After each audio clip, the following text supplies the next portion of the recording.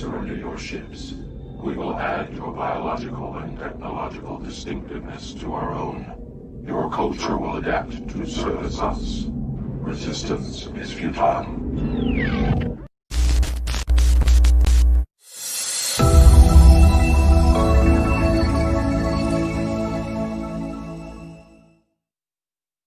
Hello and welcome to the Daily Atheist Morning Show. It is Saturday the 20th. Saturday, we finally made it to Saturday the 20th of June, 2020. How are you doing? We are halfway through the year of hell. I have got the wonderful Leighann Lord with me this morning, co-hosting. Good morning, Leighann. How are you doing? I'm great. Good morning. I'm so proud of myself. I finally have my tech set up right that I was actually able to watch the intro in real time. That was awesome. That was awesome. I love that. And that intro. whole little Borg speech, I want to transcribe that and put that into my my dating profile. Resistance is futile. I will add your distinctiveness to my own. That's right. Your biological and technological distinctive. Yes. Ooh, that's a good tattoo. That's you got to get somebody that spells good though. That would be unfortunate. That would be on Twitter. No regrets. No regrets. No regrets.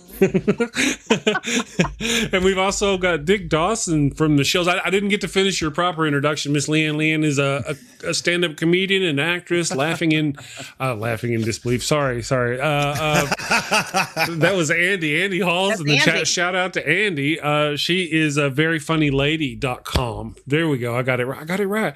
And you know something else I'd like to talk to today that we don't normally talk to on the show. Is your podcast about parents. I'd like to, because this is about parents today, before we get into the sci-fi thing, after the introduction of Dick, then I would like to talk to. So, if you don't mind. Good morning, Dick. Good morning. How's everybody doing? Yeah, doing great. Thank you for joining me this morning. This morning. Again, this is the second time. Before the show, I actually went and watched our last encounter where the three of us, it was a lot of fun. We had a lot of fun. Absolutely. That was a great one. Yeah. Great time. Dick is a host for, what's the name of it's just Dick Dawson is your channel, right? And you're also one of the co-hosts of the EIE network, formerly known as the Shills. Yeah, the Shills is now the show, the Silly Shills Show, because we've got too many shows, so we had to rebrand it. It wasn't making sense anymore. I understand. Right? Yeah, that still doesn't make sense. It's a acronym. It's entertainment, information, education, and each show that we bring out has to have two of the three pillars. That's how we're basing it. Gotcha. Sounds like fun. Well, I've been a part of it. It is fun. It's a good show. You guys are a lot of fun. It's a big week for us. We've got a couple of game shows coming out this week. We've got our new autism show coming out this week, and we have the return of our pub chat where we get the debunkers together, but we just hang out in the pub and chat about being tubers and debunkers, no actual videos. Right. Oh, that can be a lot of fun in and of itself. It gives you time to kind of decompress from the usual run and gun melee of it. Yeah. Mm-hmm. Okay. Real quick now, before we, because me and Leighann, we're both dying, we're chomping at the bit. We have our list of sci-fi dads because I believe tomorrow is Father's Day, and we have sci-fi dads. We got our list of dads in sci-fi. Just Star Trek alone, we could do a whole show on sci-fi Star Trek dads. My list goes beyond that. Beyond. I knew it would. Yes. And I tried. I definitely tried. So, but before we get to the goodies here, first we crack the shell, then we get to the nuts inside. You have a podcast. I do. Can you tell us about your podcast? Yes, I have a podcast. It's called People with Parents, and it's been going about 3 or 4 years now. And it's about the role reversal between adult children and aging parents. I started it very selfishly when I noticed the roles reversing between me and my parents as they were getting older and getting sicker. And like, I had so many moments of why am I in charge? Like, what is happening? And I thought, I never got the original Birds and Bees talk. So I really didn't get this one, that life was going to change in such a way that, I'm the grown up in this relationship. And so I would just share, the podcast started with me going, what's going on? And then realizing, everybody's going through this, or a lot of people are going through it. And then transforming into these, funny little stories that would happen between me and my dad or me and my mom as I'm trying to take care of them and they're trying to maybe let me take care of them and also resisting at the same time, like being at a diner and they're both ordering dessert and they're arguing because one thinks one has more ice cream than the other. And I'm like, that's it. We're going home. No more ice cream for anybody. And I hear these words coming out of my mouth and I'm like, how did this happen to me? Yeah. So so the podcast became sharing these stories and also interviewing people who are also going through it, because I think a lot of us don't get this talk and a lot of people are blindsided about this stage of life and like, what do you do? How do you handle it? What should you know? Yeah. Who's on what medication? Have you done your papers? Like, that's the serious side of it. But trying to wrap it up in funny little stories. Like, so bring it up over dinner casually. Am I in the will? Yeah. If I'm not in the will. Yes. I have to say, on that topic of the role reversal between parents, that was something that kind of hit me. I'd been through it. My parents both died over a decade ago. So I've been through that in the different ways, though. And I didn't realize until afterwards about the role reversal that did shortly happen for us. Right. And but that really does affect a lot of people, and they don't realize the difference and how that all happens. Yeah. And not everybody goes through it, but a lot of people do. And especially it can happen for a lot of people right in sort of that, when you're supposed to be having a midlife crisis, you don't have any time for it because your parents are getting older and your kids are getting older and they're conspiring against you. And that's why they call it the sandwich generation. And it can be so difficult sometimes that it's the panini generation. Like, where's my life? What happened to me? Why am I taking care of everybody? Yeah. So it can be tough. When I worked for a short period, I worked in a retirement community, and I got to see there is a wide range of how people react to their parents. Some of them will absolutely baby their parents and be there every day. I mean, my hat's off to those who would do that, be there every day to take care of their parent. And but then other ones you would never see. There was one that just, sometimes I obviously you can't say, right? But people sometimes just kick them out as they drive past the facility. They might even slow the vehicle down. Maybe, as they kick their parents out of the car. Hey, here's a place. Go do your thing. Other ones, roll, Ma. Yeah, that's right. That was kind of so seeing that how different people react to that was, Now on the other side of that, who's barely slowing down to kick mom or dad out of the car. Yeah. Please understand the conversation that happened that whole car ride. Is that how you're driving? Slow down. You make a left here. Take a left here. You understand what I'm saying? So by the time you pull up, just get out of the damn car. I'm tired. Yeah, that's true. And so again, it's stories like that. It's like, okay, what's happening on the other side? Like I stopped calling my dad on the phone, and so on the outside it would seem like, well, wow, she doesn't talk to her dad on the phone. Here's what happened. My dad, who claimed to be hard of hearing his entire life, only so that he wouldn't have to listen to my mom, actually became hard of hearing. Okay. And so I'm on the phone with him, and it starts out normal. I started screaming, and so then people are like, "Why is she screaming at her dad? He can't hear me." So I felt like I would have to just yell at people like, "The man can't hear me. I'm not yelling at him. All right, Dad, now I'm talking to you." Yeah. Those memories, though. Oh yeah. Well, thank you for telling us about the podcast. If you guys, I don't actually have a link ready. I should have had a link ready. I'm a bad person, but I'll find it and put it, in the chat. Okay. But it's not hard to find. It's People with Parents. You can get it, it's iTunes, of course, but you can get anywhere that you get your podcast. That's how we say it now. Any place you get your podcast. Yes, of course. So People with Parents from the wonderful Leighann Lord. That is a good deal. Now I want to talk about sci-fi dads. We have, we talked about the last time Dick Dawson was on the show. His son's middle name is Avery. Right, that's right. Right. You can't swing a dead cat in the Star Trek universe without hitting somebody's dad. Dr. Bashir's dad showed up on the show. Yeah, Dr. Bashir's dad. That's right, huh? And not a great relationship. There are a lot of father-son relationships. That's true. And that are not great. That's true. Worf. You know, Worf's dad. Worf. Did his dad show up? They talked about him, but did he ever show up on the show? About him, but he didn't show up. But Very he wasn't influential. dad. But then he had troubles as a dad big time, right? Yes. Absolutely. He became a dad. Alexander, yes. Yes. Yes. So lots of dad. You can't stumble through Star Trek without hitting dads. Oh, wait. I'm sorry. Worf's adoptive dad, Mr. Roshenko. Oh, yeah. Showed up. Oh, that's right. He was on the show too. Exactly right. Yes. That's right. That's right. I always got the impression that they loved him dearly and he didn't know how to handle that. Yes. Yeah. Like, that's a lot of love, you guys. Like Kira Nerese's dad was on the show. You know? and the flashback to her childhood, right? Yeah. I mean, parents are obviously very... the new Star Trek 2009 with Chris Pine playing Captain Kirk. It opens with Kirk's dad sacrificing his life to save the ship, or at least to save their life. I'm all bawling like a baby, and the wife's like, "Are you really crying at Star Trek?" I'm like, "Yes." Pete Fisk, my homies. Can you see that? I am. This is it's my lucky red shirt. I love it. Yes, and it's got the little. Love it. Yes, got it. Love it. Would you say Sarek and Spock is the big father-son relationship of the Trek universe? It would seem that way. Of the original series, and then again in Discovery, yes. Yeah. Sarek is all over Discovery. And in the movies, yes. Yeah, Sarek is. Yeah, that's like, we talked about that last time. It's like, how old are you, sir?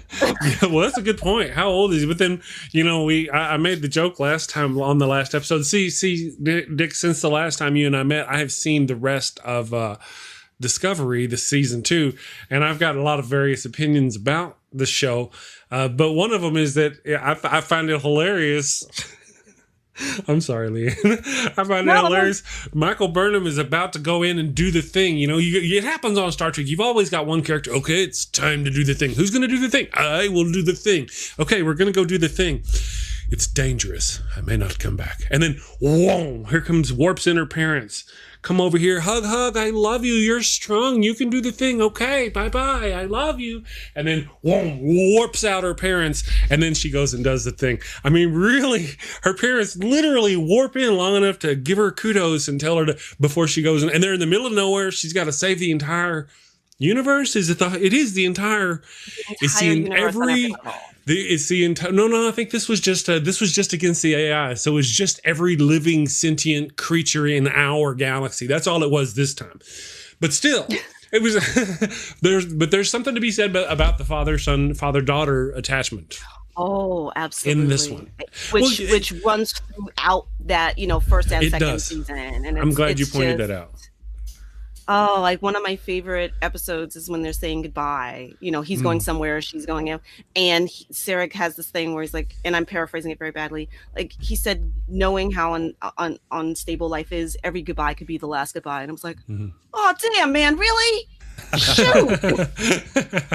Right. Just rip my heart out and then walk out like Scarlett O'Hara. Like, what? Good analogy. Have you had the opportunity yet, Dick, to see the Discovery? You hadn't seen it the last time I have had enough time to get into the first few episodes of season 1 again, and I think I'm at that part where it's not annoying me anymore, and I think I can get to enjoyment coming up. So that's good.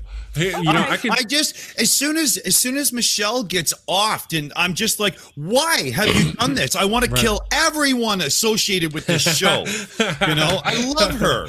Yeah, damn it. Well, yes, it is very provoking. It really is. Well, speaking of that first episode, it kind of brings us back full circle to Michael Burnham and her dad.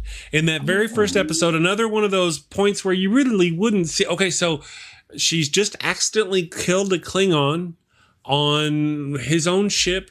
She got back to her place. She woke up. She tried to wait somewhere along there, though. She actually stops from all this stuff that she's doing to go in the other room and call her dad on the phone. Which, and ask him, as a daughter, I absolutely love that. Wait, I think the Klingons are coming. We're about to go to war. Can I call my dad? I think my dad knows how to deal with this. I'll be right back.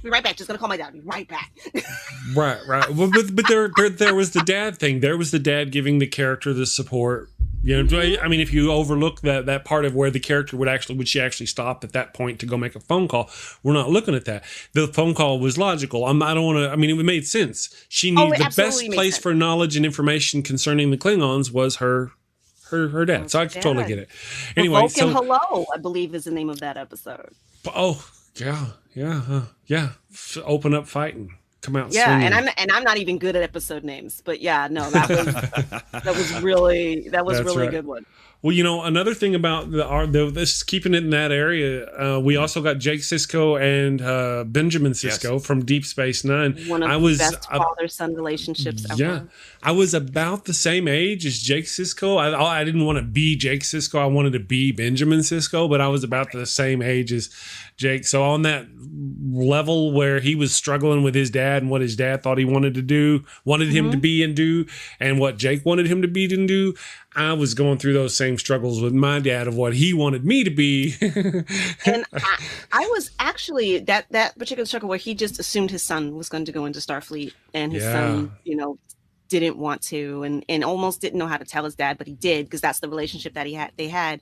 Yeah. And it was interesting to see his father's disappointment, clear disappointment, but then that resolution of, I've raised you to live your life, and I trust you to do that. That has got to be real tough parenting, you know, because how can you not have expectations? Of course. Right? Then trust your kids to do what they think is going to make them happy.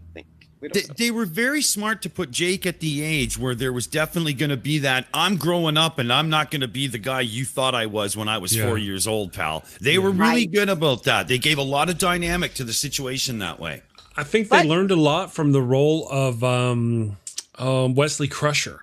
Oh, because they brought Wesley Crusher is in this bright-eyed, naive little, I'm going to save the ship every time by just tick. Oh, look, I saved the ship. And it was wispy clean throughout the entire show. Oh, no, you're a bad guy. We're at the academy. Don't be a bad guy with Wesley Crusher. I can just imagine how the actor struggled under that character sometimes, you know? Oh, yeah. So they fixed it with Jake is all I'm saying. Yeah, because everybody, when it comes to Wesley Crusher, what's the first thing that pops into your head? Shut up, Wesley. Shut up, Wesley. Well. Shut up, Wesley. Yeah, that's a meme. Right? That's even a storyline that gets joked about when he makes his appearances on Big Bang Theory. Yeah. You know, and that running battle between him and Sheldon. But now think about Wesley's character, and I think they did the best they could. You got to know that the kid always solved anything, but his own father passed away. Jean-Luc Picard sort of became a father figure for him. Two dad references right there. Two dad references. Carry on. Right. And then we also did get to see Wesley's dad, because there was an episode where he had made a little time capsule for him when Wesley had just been born. Absolutely. So, lot going on there. A lot. See, and you know, we can also talk we can talk about the other star show. The other star show? Star Wars has got lots of. We haven't even scratched the surface we of barely, Star Trek, in my opinion. No, we haven't. We haven't. We can talk Star Wars. No, but Star Wars has such a father-son thing. Come on. Well, that's why I was just like, you know, we can bang on it real quick. It's like, no, I am your father. Okay, that's it. We're back to Star Trek. Because in Star Wars, it's all Patreon. It's a family line, and that's what got me out of Star Wars. Was that, you know, I really don't care, and it's like, in order to be this guru with the Force, you got to be part of this family. And then they brought in like 7 and 8 with Rey, where she's not really a part of this big hero family. She's actually just kind of proves that just any old person can be a Force user and all that. And that's awesome. And then you find out in the 9th movie that she's actually related to the ultimate fucking. Right. I'm like, really. Yeah, come on, please. Anyway, now back to Star Trek. Wait, hold on. Let's not forget Kylo Ren's dad. But that's right. There's a dad. That in Star Wars just don't like dads. They just don't like that. No. Listen. I mean, if anybody thought Han Solo was going to be a good dad, I mean, he's not a bad dude, but I don't see him changing diapers. He did shoot first. Well, it just depends which version you saw. Funny on multiple levels, right?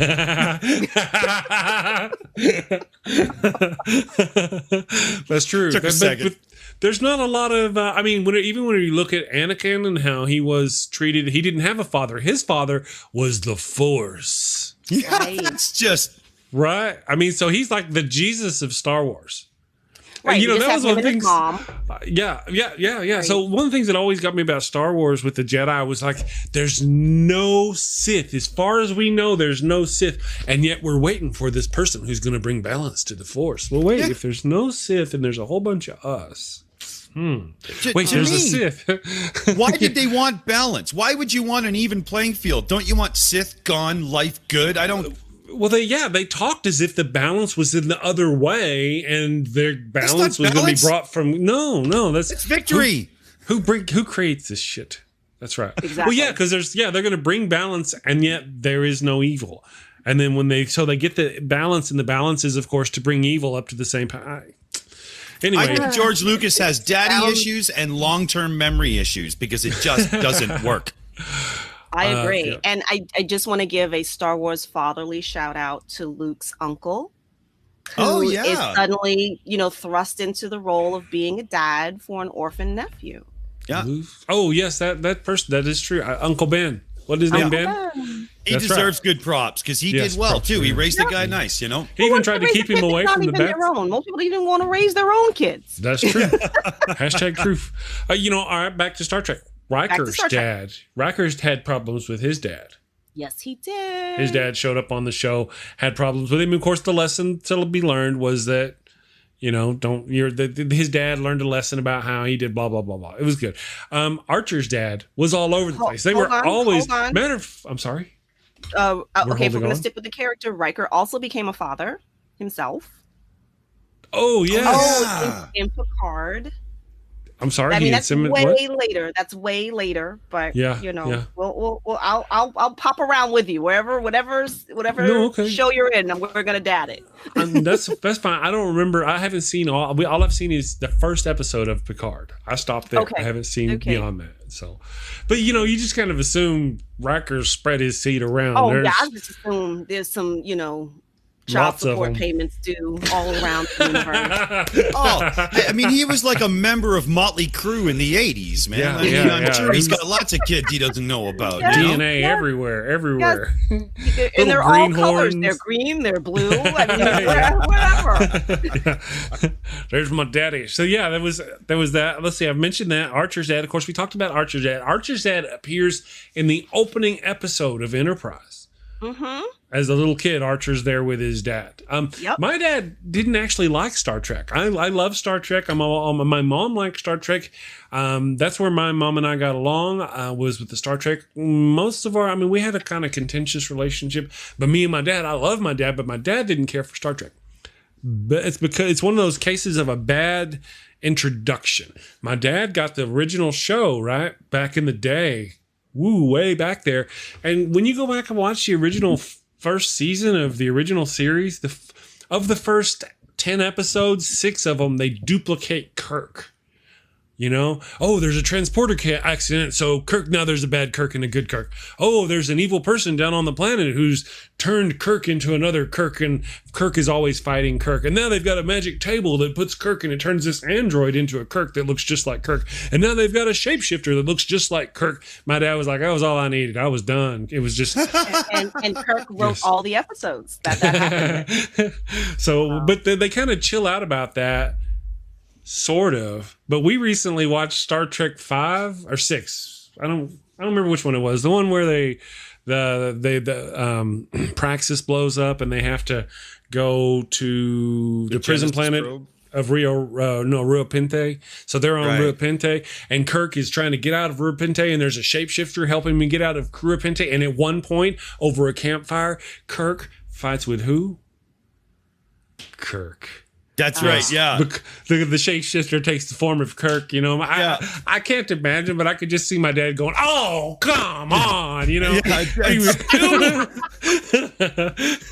So, that's kind of the deal. I've still got more. Do you have more on your list?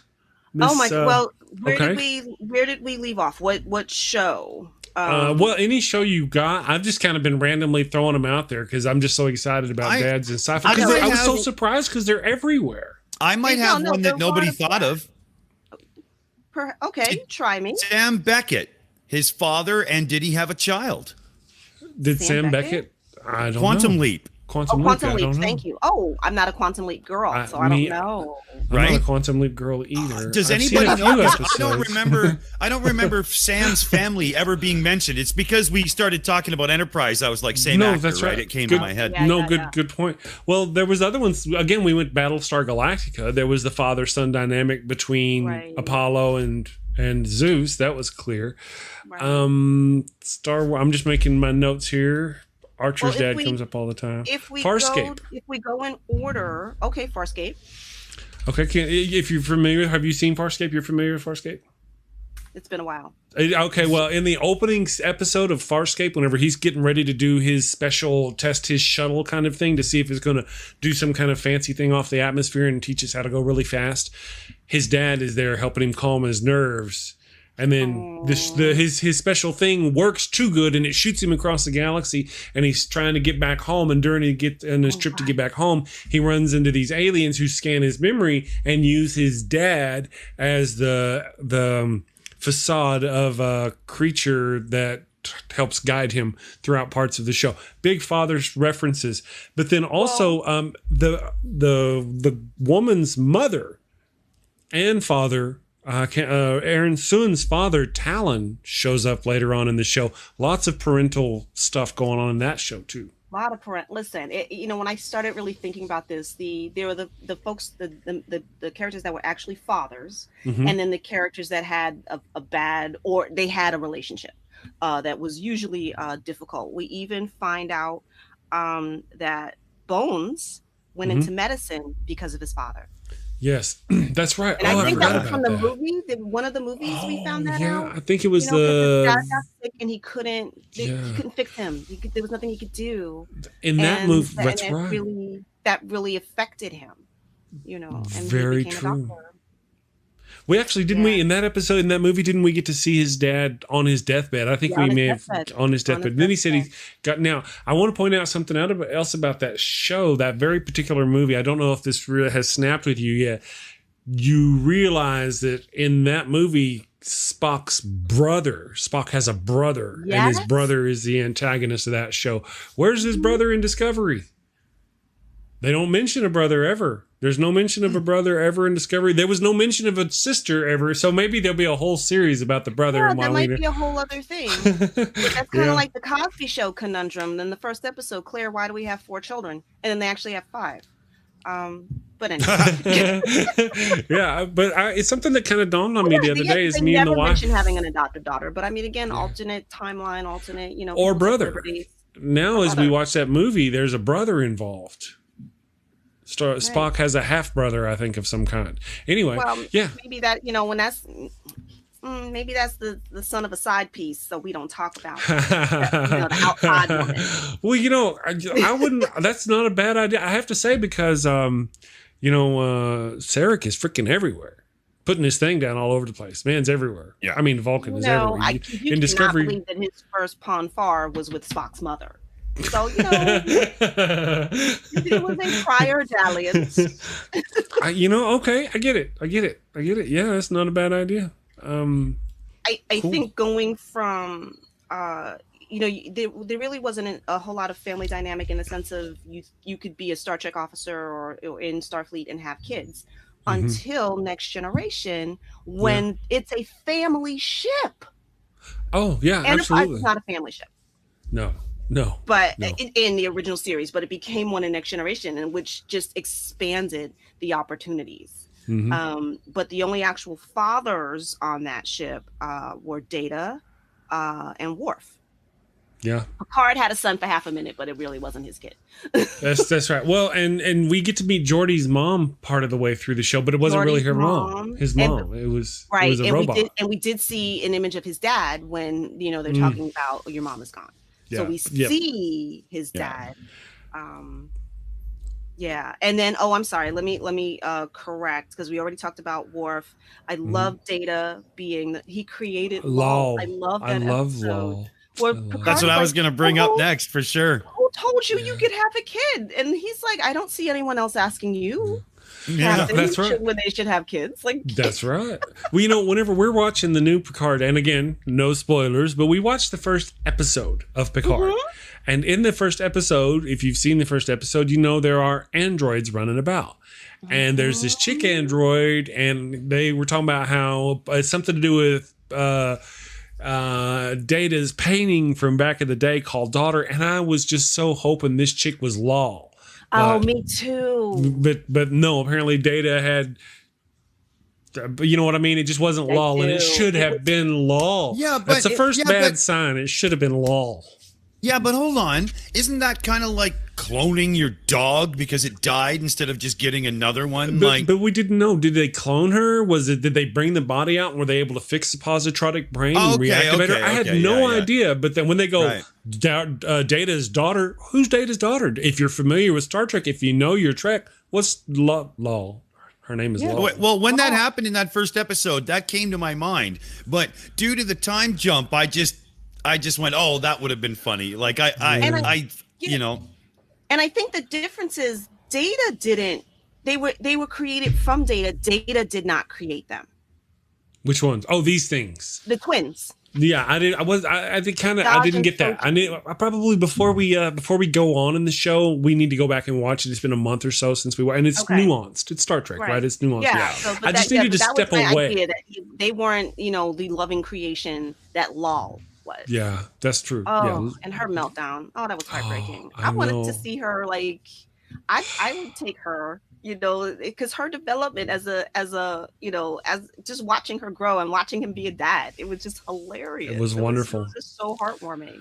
I forgot all about that. Yeah, that's a good addition to our dads of sci-fi. Do you have any other Star Trek dads that come to mind? Let's see. Well, I was wrong when I said Picard was a dad, not a dad, but that was the whole Ferengi episode, and he was like a father figure to Wesley Crusher, but he also got to be a dad in the Inner Light. Well, that's true. He did get to be a dad in the Inner Light, but didn't he actually have a son, Picard, who was his seed that... some kind of renegade kid. I don't remember. There was an episode I thought. The episode I think about is called Bloodlines, and it's this Ferengi that wants to. He claimed Picard killed his son, and he was going to take revenge on Picard by killing his son. And Picard's like, "Yeah, I don't have a son." Okay. And so they dug up this boy. Who was the son of somebody that he had a relationship with. I understand. But when they did all the testing, it turned out that he wasn't his son. But that was towards the end, and they had already formed some kind of relationship there. And I think his name was Jason. But no, watching him had that whole entire family in Inner Light, which is one of my favorite episodes of. Yes. It's such a tearjerker episode. He's playing the flute at the end. Yeah. And someone told me, I don't know if this is true, but that the young man that played his son in the Inner Light was actually his son. Yeah. Yeah. That's true. Oh, wow. Yeah. Mm-hmm. Go on. Yeah, it's definitely one of the best episodes of television, period. Never mind science fiction. Absolutely, yeah. And then, throughout, after the rest of that, you'll see that flute in the background of his. Yeah. And my understanding it's a non-playable prop, but still. It would have been playable in the age of 3D printing. Too bad. Yeah, that's true. And I think he does play it later. There was an episode that I completely missed until I rewatched the series where he has a love interest that's not Beverly. And she's like, well, what's that? And then he has to explain what his family and kind of what happened. I love it. Was it Vosh, the archaeologist chick? Oh, no, not Vosh. No. This is another woman who was the head of Astrometrics. Yeah, she looked a lot like Beverly Crusher, but younger. And it was like, really? Yeah. You go, boy. Yeah. No, and he struggled with, should I have a relationship, with someone on the ship? And then he actually does. And then it doesn't work out because he's afraid for her anytime she's in danger. Yes. Yep, of course. Yeah, that would make sense in his, which was probably part of why he doesn't do that anyway. Right, and then you begin to understand why senior officers might not be parents or might not have a relationship. That's true. But that's why I love DS9, because not only is he a commander initially of a space station, he had a wife. He's a parent. O'Brien has children on the show. Yeah, that's a good call. Yeah. Yeah. Kira Nerys has a child on the show. That's right. She has their kid. And technically, she has the O'Brien's children. But for those who don't know, the actress who played Kira Nerys was really pregnant with the son of the actor who plays Dr. Bashir. Right. So, fun fact. Wow. Did he just graduate, by the way? I saw a photo floating around on the internet. I think he graduated high school or college. I'm not sure. I'm not sure. Yeah. Kira's son. Yeah. Her real life son. Yeah, I don't know. But see, they were all over. Let's see. Who else? The main characters of that show, Jadzia. I'm sorry? Did we ever see her parents? No. Jadzia, I don't think she mentioned her parents, but she talked about being a parent from both sides, a father and a mother. That's right, she did. And she said she kind of failed at both. She thought she was a failure. I loved. It's like you can't get it right. You're gonna mess it up no matter how hard you try. Yeah, she was so successful in every aspect of her life, and yet being a parent was something she felt failed at. That was kind of interesting. We mentioned Captain Sisko, which I still think hands down best dad, but we got to see 3 generations there. That's true. Not just his son, but we also saw his dad. His dad was prominent in many episodes. That's true. Also, the actor who played his dad played an admiral in Star Trek VI with Captain Kirk and them, where the movie I just talked about, where they got put in Rua Pente. The actor who played the dad, was one of the admirals who was on the bad side and got caught at the end. He's trying to get away, and they're like, "Oh, not so fast, Admiral," with their phaser. Yeah, same actor. Awesome stuff. I don't know if you guys know this. If you're familiar with that movie and that scene, at the last minute, Kirk jumps in, he saves the president, and they shoot this Klingon. Scotty kicks in the door, and they shoot this Klingon. He falls out a window and lands down on the ground. They pull his face off. It's actually a Starfleet officer. It's actually Rene Auberjonois is the actor. Odo. That's the actor who played Odo. Also played the admiral who turned and pretended to be a Klingon so he could try to kill the president. Rene Auberjonois. I love that guy. Cool. I'm glad you mentioned Odo, because he got to be a dad. Odo is a dad. Oh yeah, they briefly. Found a little changeling, and he kind of took care of it and started teaching it and raising it. And the child didn't live, but his gift to Odo at the end was restoring him back to being a changeling. That's true. That's true. That's a good. The one I loved Odo. The character was one of my favorites. Of course, Rene Auberjonois. I loved him. One of the things I didn't like about Odo was anytime anything related to his nature, like that little thing we're talking about, or the little key that come up that one prisoner had. Anytime he would see something, especially before he found out about them and all that, in the beginning, anytime he would see something like that, he would be like, "Oh, just stare at it all dumb, no matter what's going on in the world." He just gets this dumb look on his face. I'm like, really, dude? It's just, he's like oozing right here on the thing. That was the only thing, again, it's sort of the same thing that happened though to him whenever he got involved with the she-changeling later on. Anytime he got engaged with her, his sense of everything kind of faded away, and he would dumbfoundedly look at that. So anyway, back to Dad. Odo flaws. I will say you're a changeling and you only have one outfit. That's true. Just one color, really. Maybe imagination doesn't go well with being a changeling. He doesn't seem to embrace that. Slightly on the spectrum. Maybe he just needs his routine, right? Maybe. Well, that he did. We see him change a couple of times because one, he just changes a belt because Kira thinks it's cute, and then so he does that, and then another time whenever Curzon Dax needs a place to go, so he hooks up some kind of Star Trek magic. He gets into Odo, and Odo and Curzon Odo gets the spots and becomes all outgoing and all fun, and doesn't want to split up with Odo when they're done. You guys remember that one? No. You don't remember Odo getting turned with Odo had spots? And because Curzon was this really outgoing, gregarious kind of person. So somehow, I don't remember how it happened, but during some kind of ceremony, Curzon Dax, the mind of Curzon Dax melded with Odo, and Odo took on spots and became a hilarious, fun guy and would drink and have a party and good time. Yeah, I know. I'm sorry I missed that. It's like it was a good one. It's strange. Anyway, yes. I think we have one more dad, actual father of Deep Space Nine we haven't talked about. Rom was a wonderful dad. Rom was Nog's dad. Yeah, one of my favorites. I loved Rom and the relationship. Obviously, they were good. Let's see, Quark wasn't, but he did have mom issues, and they talked about his dad, how Rom was like his dad and wasn't good at business. Oh yeah. And Quark had his mom's lobes for business. So there was that. Here's another. So I'm gonna detour a little bit away from Star Trek for a moment. Sure. And go with Stargate. Oh. So if you're familiar with Stargate? I'm sorry? Was there parenting on Stargate? Well, there was some parenting on the Stargate. To go the dark route for the first movie. You remember it opens with the colonel on the verge of committing suicide because his son killed himself with his gun that he had not secured properly. Yeah. So that's how the movie opened.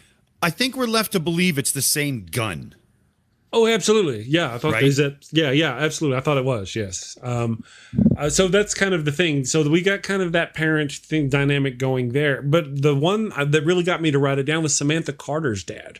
About season 6, her dad comes up with the cancer.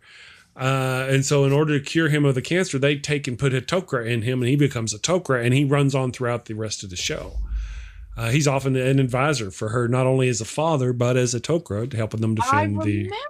Yeah, I did get further along than I remembered. Yep. We get to see Daniel Jackson's parents get killed in a flashback. There's this one episode where some space entity has captured them and is watching their memories, and he's having to live this over and over again. We get to see Daniel Jackson's parents get killed.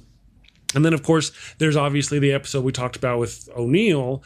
And then there's another episode where some kind of little entity, I guess it's a blue gem kind of thing, I don't know, comes back through the Stargate. Well, I don't remember how it happens. It's been a long time. But it ends up copying his little boy and trying to interact with him as the father's son. So there's a lot of those kind of things went on too. Yeah. In that show. I have it here. But you're not a Game of Thrones person. If you go no. Fantasy. Okay. But I'm willing to learn. Okay, he is. So you two go about yourselves with the Game of Thrones, and I will sit here and learn. Well, because I need to watch it. Worst Dad of the Year award will always go to Tywin Lannister. Has to. Okay. Has to. What a beast. What a beast. But you're going to have to clue me in as to what he does. The likelihood of me, I've got weed brain. I will not remember. Spoilers are not going to hurt me. Okay. The Lannisters are in the Game of Thrones world, a very powerful family, wealthy family as well. And he marries his daughter off to Robert Baratheon, and they rule the 5 kingdoms, I guess. 7, thank you. It's been a while.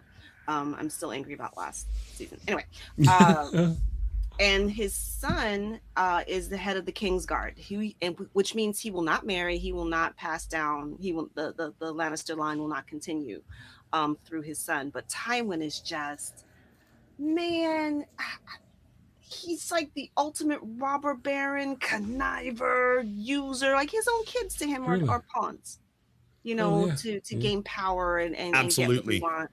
It's not about their happiness. It's about, how do you build the power of the family name? Yeah. Just horrible, man. But yeah, so that's Tywin Lannister. Serfs in Tolstoy's day got treated better, right? I mean, this guy's a beast.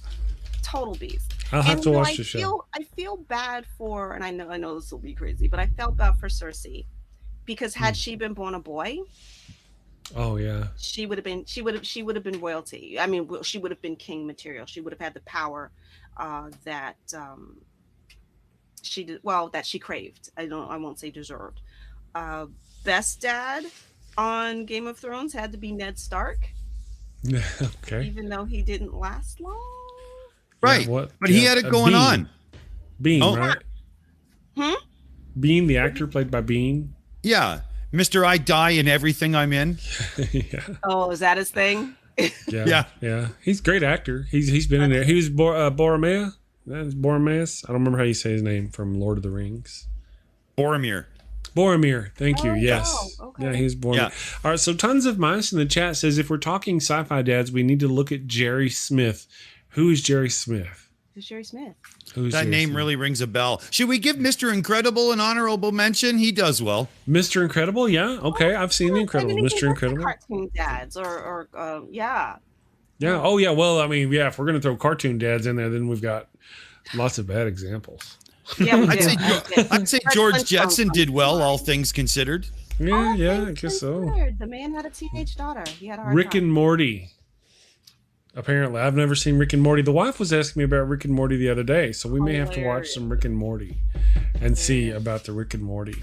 I'm parenting right now at the same time, so. As I understand it, it's a full-time 24-hour-a-day job. So, Yeah. Yeah, that's why I didn't apply for the gig. No. I can't. No. We got dogs. I have what's that? No. You have dogs. I have a cat, but go ahead. I'm sorry. Oh yeah. Well, I have my wife has a full-grown daughter who is like, of course, she's my daughter, stepdaughter. We've been obviously, and she's a doctor of pharmacy. This girl is smart. I mean, she's Wile E. Coyote, sharp. I'm literally a doctor of pharmacy. So she's not an anti-vaxxer. No. Yeah, so way smart. And then I have an adopted son. He lives down in Texas. And, so the dad thing kind of goes, we're familiar with the whole, I have seen parenting from it. But, I adopted him when he was, young. So I got to do some parenting. I've seen it. I've witnessed the procedure a dozen times. I got into parenting late because I'm pretty sure I'm older than you, and yet my child is much younger. Yeah. That's not uncommon these days. Yeah. How old's your son? I got mine's about 16, my son. Yeah, mine just turned 13, and I'm 50. Wow, yeah. I'm almost 50, yeah. Good luck. True enough. I get now why people have kids young. Well, one, that's an oops. But when you're younger, you have more energy. Yeah. Man. Yeah, but age brings wisdom, baby, and true. I wouldn't trade my position for the world. That is the upside. And I was a surprise, but my dad was older than my mom. So I think I got the best of both worlds. Yeah. Good. That's how it was for me too as a kid. My dad was a little older, so you had some youthful energy and a little older wisdom all at the same time. So it worked out pretty good. Yeah. No, I can't complain. I got a good deal. I mean, I didn't get a pony, but whatever. It's not well. I posted. I'm sorry. Go ahead, guys. No, I was just gonna say I adopted my son when he was 4, almost 5. And of course, I adopted him from my ex-wife. We were married, and it was. I thought it was gonna be. It was her son. It was gonna be I thought it was an outright purchase. It turned into a lease to own a year later when we got divorced, and I think like 3 more years he'll be paid off. He'll be mine. Puppy will be mine. I got parked him in the garage. What's that? He went in for a rental car and came out with a lease. Love Gran. I know. It's wonderful. It's good. He's a good kid. Yeah, he's a good kid. I got my worries. He's down in he's in a different environment down there. You said Texas. I was like, ooh. Yeah, there's some. Yeah, I mean, that's a whole. Parts of Texas, but there's a ranty stream involved there. Yeah, I bet. I bet. Yeah, true enough. Parenting. That's the price and pride of parenting. So, hey, did you see Dick? Did you see that Amy was here? She was here stalking the show before you got here. Yeah. Amy Hogan. Yeah, we have your showrunner. Yeah, we have a private Discord where just the iNetwork team chat. So, it's rare that us don't know what each other is up to. I need to embrace the Discord. I'm hoping that's less creepy than it sounds. Okay, yeah, I hope it is. Yeah, you never know it, Dick. We lost your sound, Dick. No sound. We're really tight as a group. My little button fails every now and then. We're really tight as a group. We don't just work together. Like, we literally are in that server all day chatting and hanging out and stuff. Yeah. So I have barely any idea how Discord works at all. Yeah, no, me neither. She's like, Discord? Invited, but yeah, no, it sounds like something I don't want. It's in my life. It's a community builder. So get in if you have time. But if you shy away from having too many personal interactions with too many people at once, holy, run for your life. Trust me. That's why I stay in our private section, because I can't chat to 50 people every day, all day, and keep track of it. I would just explode. I can't do it. I'm not capable, right? It all goes by But I'm on so the spectrum fast. a little bit, so it kind of freaks me out, and I have to run and hide. I'm too old. I'm happy with Facebook. Facebook, Twitter boggles me a little bit. Enough for me. Yeah. I signed up a Facebook, and I've used it, I think, 8 times, and I just couldn't deal with it, and that was it. Yeah. Wow. Yeah, and no, Facebook is like. Yeah, I get Facebook as a user. I don't get it as a content creator. I don't get it. We're streaming to Facebook now, but I don't know how it works. I don't know. I don't know.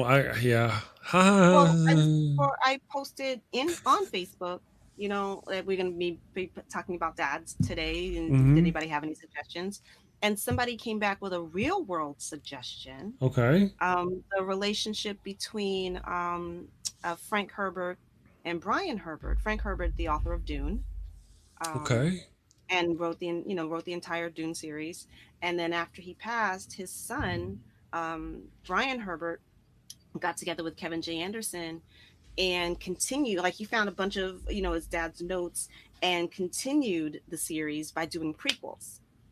You know, so you get all these books that predate Dune that explain the family lines, you know, that you hear about. So that, you know, House Carino, House Harkonnen, House Atreides, you learn about the Bene Gesserit, you learn about the Mentats, and it's just this wonderful, fascinating deep dive through characters that Frank didn't get a chance to do before he died, or at least get published. And Brian Herbert picked up the family mantle and ran with it, for good or ill. You know, not everybody's happy. Nobody ever is. That's true. That's true. Yeah, that's kind of.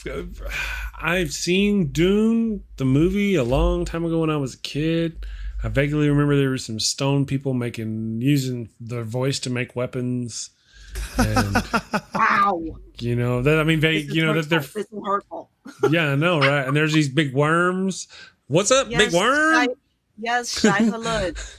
I know Dune way too well, so I'm looking forward to the movie, the new one that's coming out. Hopefully, I don't know how off schedule they are. Dick, you're nodding your head. Are you a Dune person? Did you read? Yes. Okay. Okay, good. And now, did you not like the prequels that Brian did? You know, honestly, we didn't really need them at all. They didn't help. No. You know, they didn't give us any. It was like the Star Wars prequels all over again. Just unneeded fill.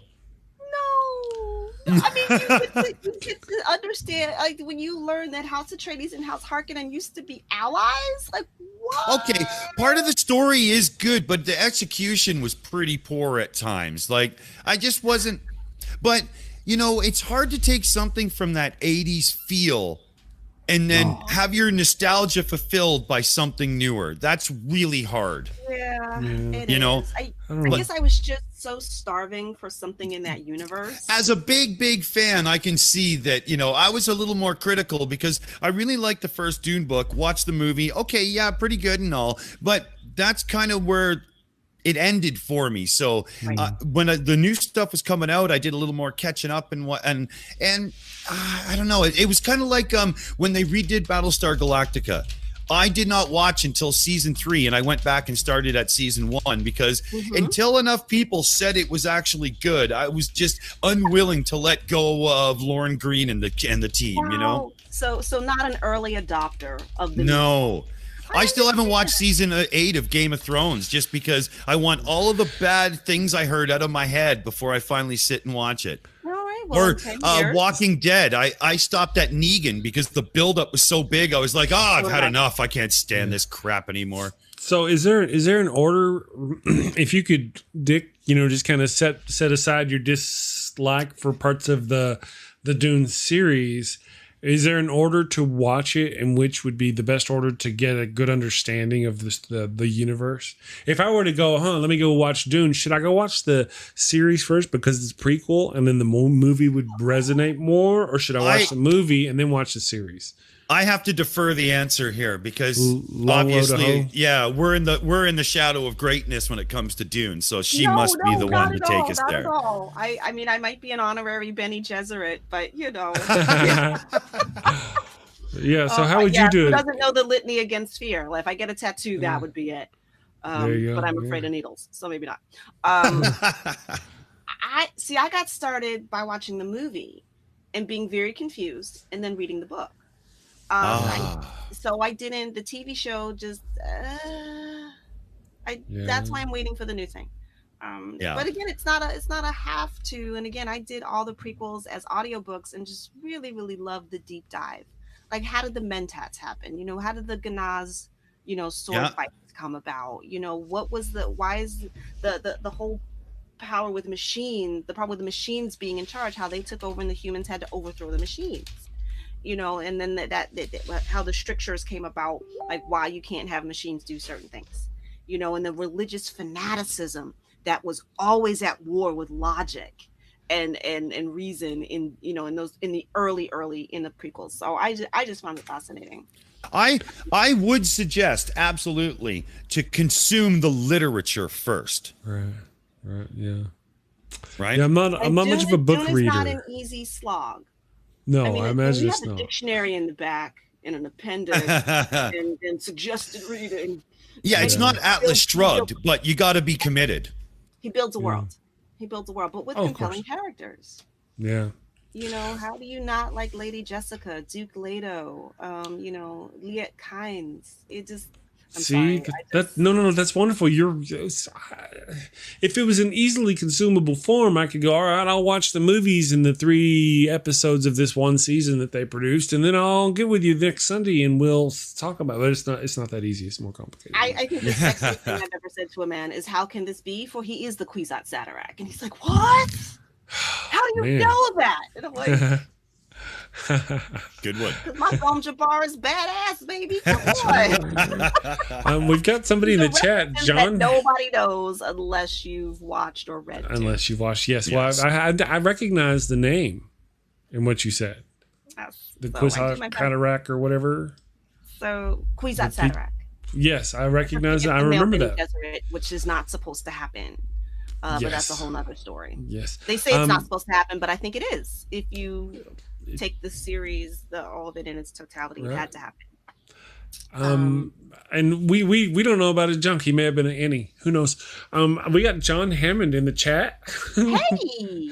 Who is really into Dune, and he's over here drooling. He absolutely wants to do a Sci-Fi Saturday where we cover Dune. Oh, that would be awesome. And that's kind of why I'm like, hi, how can I catch up well enough to get it? But I can't. I mean, we don't have to do it by next week. Churn through, I'm just not a book reader. If I got to read the books to get an understanding of what's going on, it's not going to happen. I need to go watch the shows. Yeah, it's just audiobooks? It's almost the same time, right? It's a matter of the time. I can read faster than somebody could read it to me. Yeah. But it's sitting there for 7, 10, 12 hours but I guess technically when you stop and watch a series of shows, it's about the same thing. So yeah, no, I'm such an audiobook person. But I'd be willing to even just run it in the background, let you and John and whoever, if you want to bring on, we can just do a Dune only, because I guess more Dune is coming. I did enjoy what I liked about Dune. I remember they were riding worms. What was that? Yes. Yes, they were riding the worms. The Shai Hulud, absolutely. That's right. See, so I'm not. I will. You were very patient, letting us talk about Game of Thrones and Dune. I will throw out another real world father and son for you, which you will absolutely know. That's Stephen King. Okay. And his son Owen King. I don't think I know his son Owen King, do I? They co-wrote a book a couple years ago called Sleeping Beauties. Oh. And it's an interesting storyline. Something happens to the women and they fall asleep and they can't be woken up. Really? And all the women in the world. All of them. All of them. Wow. Okay. Yes, and so the men are left to fend for themselves, and while the women are asleep, they're in this other alternate place where they're awake and functioning. And so the women get together and they build this world that's functional and it's cooperative, and the men are running around killing each other in their own world without the women. And that's what you would do. It just absolutely breaks down without women. Yes, and the romantic novels churned out during that time would probably be a whole lot different. You know, as we're talking about dads, I want to point out Leonard Nimoy and Adam Nimoy. Oh, real world father-son, yeah. Father-son. Now, if you're not familiar with Adam Nimoy, he's done a few, I think, Star Trek-y things as far as directing an episode or two. He may have directed a movie. But really, one of his big claims to fame is he married Terry Farrell, who is the actress who played Jadzia Dax. So the son of Leonard Nimoy married the actress who played Terry Farrell. Isn't that awesome? I love that they kept it in the Star Trek family. Yes. I don't know if they have children. I don't think they were maybe, I don't know. But that's I'm available awesome. For adoption. I'm just putting that out there. What did they have? A couple of tribbles? Well, that's a good question. We'll have to look it up. I don't know. I used to really, really have the hots for Terry Farrell or Jadzia. Technically, right? You know, if you've got a type, I have a type, and the actress that is my type. If you look at her or the actress who played in Farscape, very similar looking type, and you know, I married one of those. I got one. I did. Yeah. So I'm still waiting for Godot, but you know, it is what it is. For Gazelle. Godot, waiting for Godot. Gal Gadot. Oh, boy, yes. Just you waiting for something that'll never come. I see. Yeah, no. Someday, someday I'll meet my nerd. There you go. I'm just looking at my list. You know what surprised me? You know, in terms of dads, and I think not a great dad. Who? This is Deep Space Nine, Gul Dukat. Oh yeah, yeah. There was a really twisted dad dynamic. I mean, he was trying. In his own eyes, he was a good dad. Megamaniacal, murderous, genocidal kind of good dad. But in that kind of way, that's right. Gul Dukat. Right. I mean, so Satan him freaking self. And then he had this extra kid, Cial. Yeah. This daughter with a Bajoran woman. Yeah. Did either of you guys see the movie The Road? The Road. No. What's it about? That is a father-son movie. It's crazy virus killing people, end of the world stuff, and it's this guy and his father, and they're trekking along, you know, just trying to survive, and it is seriously rough. Really? Like, you've got to want to watch a deep, emotionally driven story that's just happens to be sort of, you know, chaos, end of the world stuff around it. It's intense. At the end of the movie, I was just like, wow. I'm gonna go out on a limb and go too soon. Yeah, maybe too soon. At the end of the world vibe happening out here. Yeah. Oh yeah, but this movie's like 2 years old or something, right? It's a little close to home. Yeah. Yeah, right. You know. Well, you know, Scott, no, I didn't yet, but I can't wait to. Thunderdome. Yeah. So. You know, as we go by patronly references in sci-fi, we've also got Thor and Odin. Yeah. From those stories, Aquaman, his dad, Iron Man, and his dad. Oh, what a love story! I also Iron Man and Ultron. And Ultron, right? I guess because so. If you want to think of right? Yeah, I guess if you want to see Ultron that way, but Iron Man and his own dad, who was also killed by Bucky. You know, so Iron Man's dad was killed by Bucky. Down so I can expand my list. Okay, because this is going to come up again. Well, then we have to talk about Batman and his dad. Well, Batman and his dad. Yeah, that's true. There's just so many parental references. Would Alfred and Batman count? Because Alfred pretty much raised him afterwards. Yeah. Alfred would be like an adopted dad. You know, he just didn't have the money. He would be like Neelix is to Naomi Wildman. Maybe? Yeah, I guess kind of. That's another good example. That was his dad bite at the apple on Voyager. Yeah. And the only actual father on there was Tuvok. That's true. Yes, it's hilarious that it's the Vulcan that had the kids. Yeah. I don't remember if Robert Beltran's character had. I don't think he had kids. Robert Beltran, who's the character? Chakotay. I don't think Chakotay had kids. Yes, he did. he had a son against his will with Seska. Oh, that's right. Well, but not really. No, it turned out that was actually episode. that actually turned out that son that was the son of the Kazon guy. Yeah, it was the Kazon guy's son. It wasn't really. Right. The doctor did do the DNA test, and it wasn't Chakotay's son. Because there's no way they would have several episodes where she said, "I took your DNA, this is your son," and manipulated him into doing things. And I even love that episode where he did a little vision quest and he's talking to his dad and he's like, "He's not my son. I wasn't involved." And his father's like, that's really not how it works. Is that if that's your son, that's your son. It doesn't matter how it happened. And I was so conflicted. Was it his? No, he didn't want to have that child. That's not his child. Right. Was it his dad or was in his vision quest his grandfather? I was thinking no. Well, it was his dad. Really old. Yeah. Okay, his dad. Okay, cool. Because I just saw the one he did the vision quest and saw his grandfather because he was afraid of being his grandfather. Yeah. Because his grandfather went old and dementia-y. So. Very true. So but it wasn't his kid. It was Seska. And that's the deal. As long as they thought it was a child of a member of the crew, they were going to turn over the entire universe getting the kid back, or there was no way the kid was going to end but it wasn't really his kid, so it died, and it was just sorry kid, you're dead, but you're a Kazon kid. So we move on with Star, kind of thing. We move on. Yeah, but there's so many different references to parents. We didn't really go into mothers so much. We did touch on it a little bit. Next Mother's Day. Next Mother's Day, because there's tons of mothers. Martha! The Martha scream that ended a movie. Who knows what I'm talking about?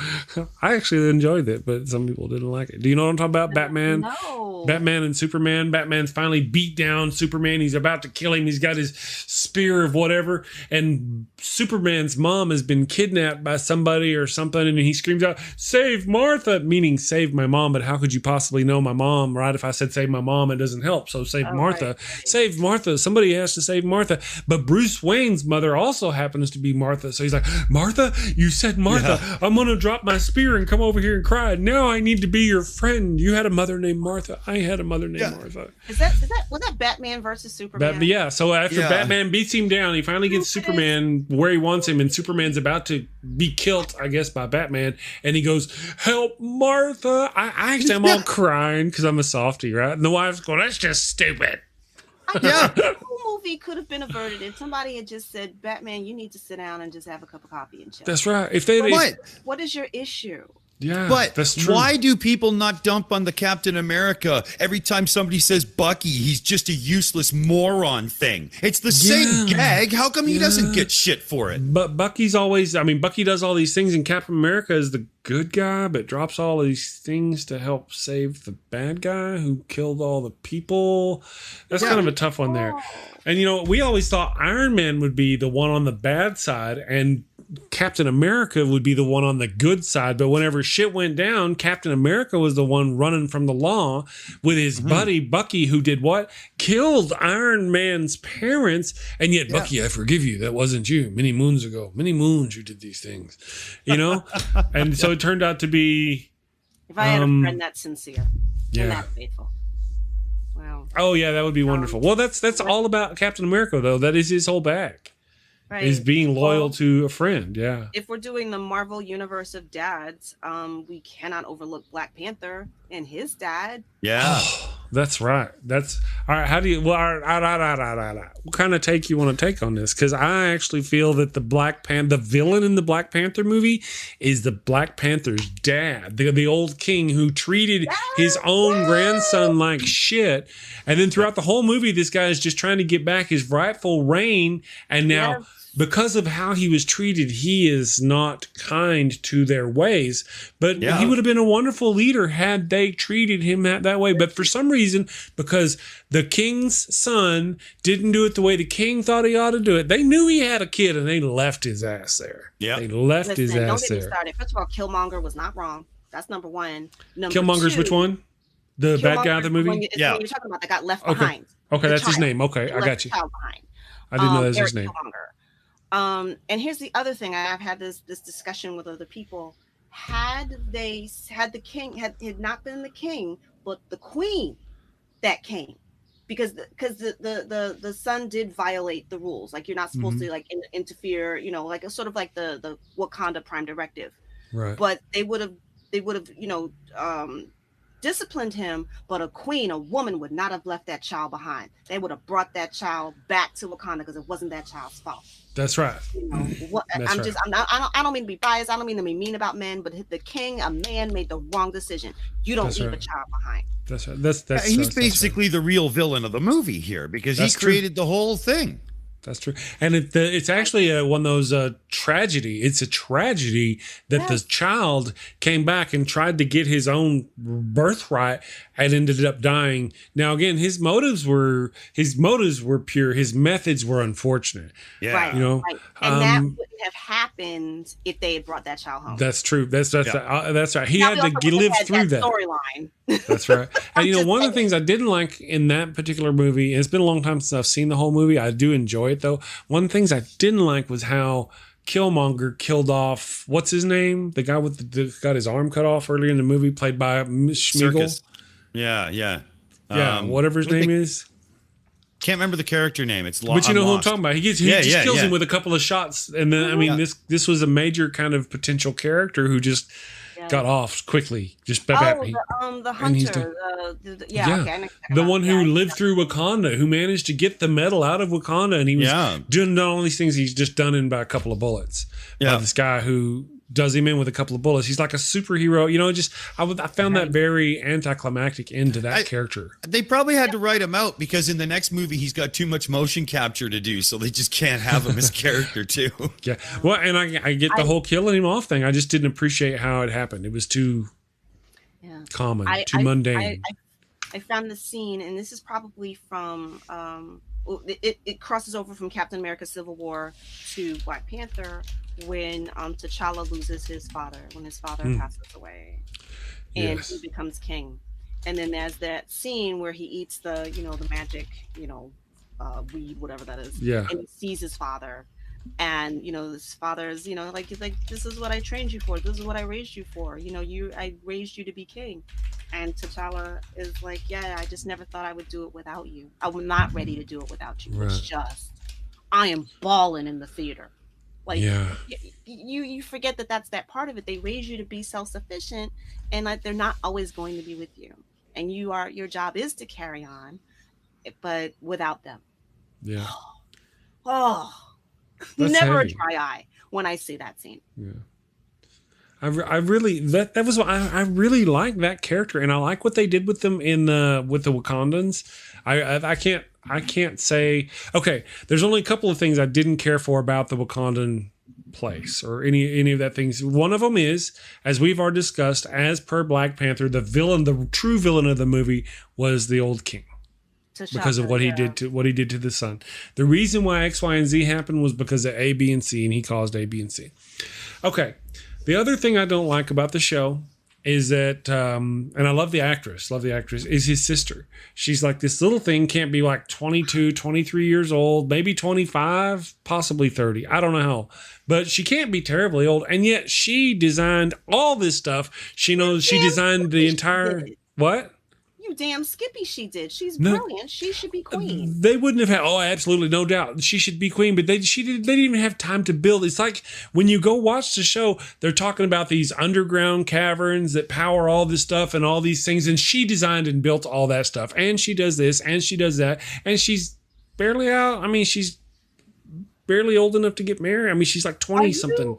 Are you calling her the Wesley Crusher of Wakanda? Is that no. If Wesley Crusher had actually built the Enterprise D, then he would be the her. Yes, because that's what extreme it is. Though. I mean, not only does she design all this stuff that carries all the things, all the blue things that go throughout, like the underpinnings of all it is. So when they show this part to where it's the underneath of Wakanda, where they mine the metal or whatever they're doing, and there's these railways that are all built on levitating things, and she built all that. She designed and built all that according to them. I'm like, they couldn't have built all that just in her own time. They didn't have it before, and now because of her, they've got it. And yet she goes from doing this to doing that, and now she's in there working on Vision's brain because she suddenly knows how to work on the brains of alien, robot, hybrid. You know what I mean? It's like anything.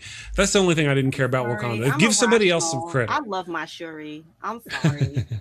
Yeah. She's Shuri all day, every day. And see, that'd have been great. They just didn't have to give her credit for everything. Characters all through superhero world.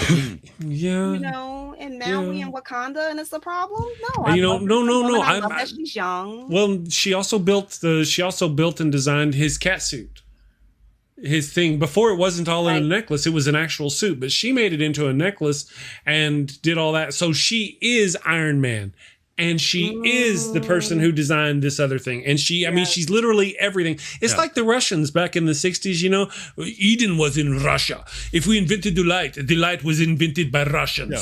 The alcohol, we invented vodka. It didn't matter what it was, they did it. It's sort of like that with her in Wakanda. Oh, look, did you see that little car over there? She invented that car. Oh, brain surgery? She invented brain surgery. Trains? If she was more Black Panther's age, this conversation wouldn't be happening. That's true. She's just so baby faced. You just watch it going, come on, please. If she were his dad's age. If she were his dad's age. If we go with the theory that good black don't crack, y'all have no idea how old she is. She's probably 67 years old. And y'all I didn't want to go there, but I'll let you go there because you're right. Yeah, there ain't no telling, but she don't look 25. You know, that's what I'm saying. Not even close. And when you watch the thing, not only can she do all of these miraculous things, you know, they've got a shield around the city. Who built the shield? Yeah. Guess what? It was her. Yeah. Well, they didn't have a shield before then. They have that predated her. The shield predated her. You would think the trains underneath the city that actually literally provide the entire underpinning of what it is to be the city would also predate her as well. That's kind of what I'm saying. I didn't get the impression that she built that. I got the according to them, she did. Yeah, I like your thinking. I like your thinking. I like that. I can let me streamline. Upgrade. She upgraded him. Calm down. It's okay. I love her, and the actress is fantastic. Love the actress. Fantastic. They do this all through the whole the Marvel thing really bad. Like if you pay attention, they even had to make fun of it in the one movie where Spider-Man says this thing doesn't even obey the laws of physics when they're talking about Captain America's shield because it doesn't. I mean, sometimes it just knocks people over. Other times it smashes through a brick wall. Well, doesn't that mean that every time he hits somebody with it, they're just a pile of broken bones? It makes no sense at all. That's true, and it comes back like a freaking boomerang, right? You know, but no doubt. There's a scene in it's the running theme of one of the episodes of Big Bang Theory, where the women in the show are trying to understand their boyfriends, like why do they like this comic book stuff? And they start reading the comic books and they start having this discussion about Thor and his hammer. Well, can anybody pick up the hammer? One says yes, one says no, and it's like, well, you have to be worthy. Well, how you don't know his life? You don't know that he's not worthy, and so they start having these deep conversations, and little do they realize they've gone down the same rabbit hole that their boyfriends did. That's right. Like it's such a wonderful, funny, loving comic book tribute episode. It is. I don't know if you guys watch the show, but Barry Allen and his cop father on the Flash TV show is an awesome father-son relationship. You know, I don't see the Flash. The Flash. Oh no. Yeah, I haven't seen it. I haven't. I know. My son loves it. They do the classic, you know, instead of superpowering out, they just save on the budget and talk to each other and do the Luke Skywalker. They're still good in you, like, you know, a bit too much, but it's good TV. You know, I watch it with my son all the time. Well, you know, the only father-son interaction I've seen with him, Barry Allen, is on the movie, the new DC movies, where his father's in prison. Right. And they stole that. They ripped that scene off directly from the TV show, to be honest. Really? 100%. Okay. Wow. Oh, yeah. What's that movie? But I guess it's from the comics. I wouldn't know. Heroes are bad. No, they're not. Oh, also the robot guy from the movie, from the Batman versus Superman world. Oh, yeah. His dad is also, he has, you saved my life. I was going to be dead, but now I'm not. And I'm actually this amazing super thing, but I'm mad at you for making this. Yeah, even his dad is there. I guess Wonder Woman's dad is probably Zeus. If I had to guess, I'm thinking Zeus. Yeah, he got freaky deaky with the queen of the Amazons because. Well, that's a good point. Yeah. That really is. Yeah, the drop of a hat, any hat. Can't trust a bird when you're around that guy. Right. Where all the superheroes are bad, and Will Smith was in it.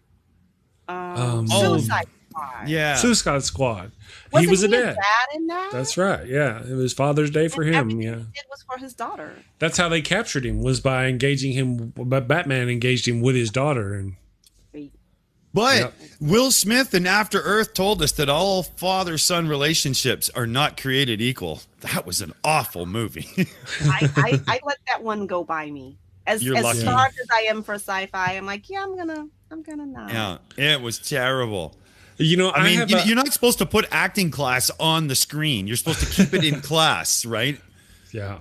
And whose side was it bad? The father or the son? The kid. Well, actually, Will phoned it in too. Like, really, he did. But the kid was. I've seen him since be a little better. But just because your father acted doesn't mean that you can do it without learning how. Yeah. Well, there were other things. Summary. Yeah, there were other things I had.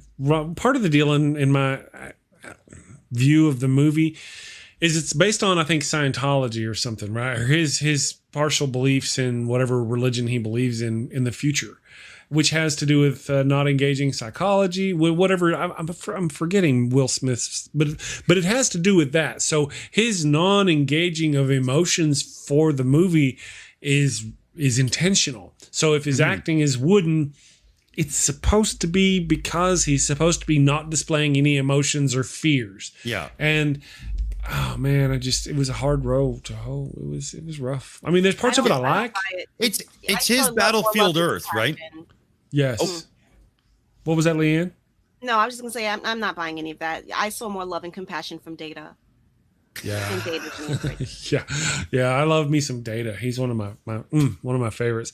Hey guys, I hate to do it, but I'm going to go ahead and wrap up the show, and I'm going to shut her all down and wish you guys a wonderful weekend for Father's Day. Happy Father's Day! Yay! You did a good job. Did we get it all the way through? Do you have more dads to mention? There are more. We can go on.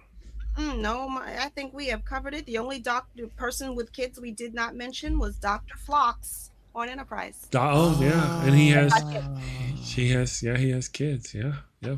Well, guys, thank you very much for this. It was, because I am so unawares of what's going on. Originally, I made the show saying Dick Dawson's going to be on the show tomorrow because I have no awareness of what's going on in the world. But Miss Leighann is like, you know what?